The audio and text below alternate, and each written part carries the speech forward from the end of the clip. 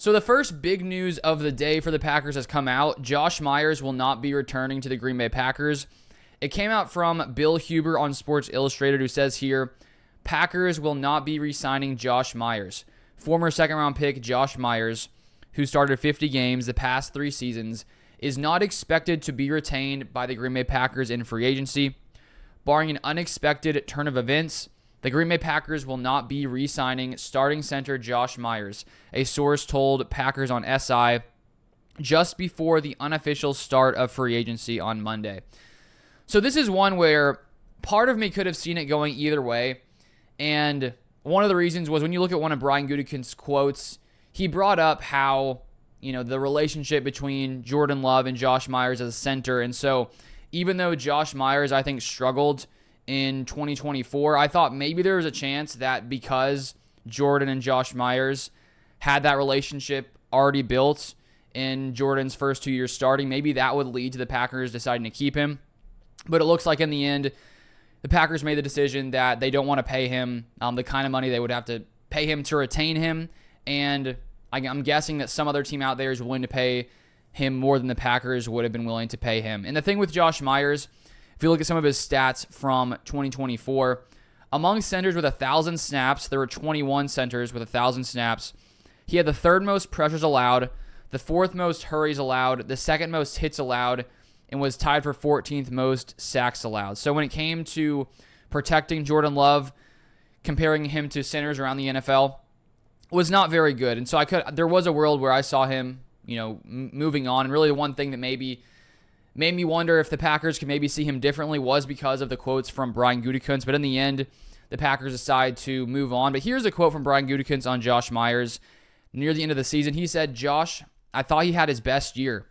I thought he dealt with some things during this year that were tough, and I thought he fought through it like a champion and certainly is an asset to our football team. I know Jordan trusts him very much as his center. He's a UFA, so we'll see where all that goes. I can't say enough good things about Josh Myers, not only as a player, but as a leader. He really does embody kind of a Green Bay Packer and what we're looking for and how they're wired. I'm really glad we've had him for the last 4 years." And now reading that in hindsight, it almost sounds like he just said that just now, as if he was preparing for him to leave. But I did wonder, is it possible the Packers view him higher than the general public? I think that there are players sometimes where that can be the case, but clearly with Josh Myers here, they have decided to move on. And so now the question becomes, what are the Packers going to do to replace Josh Myers at center? There's already a few options on the roster. Elgton Jenkins has experience at center. He could move there.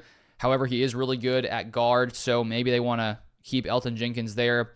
Sean Ryan, when Josh Myers went down at one point, did come in and play some center, so that could be an option there.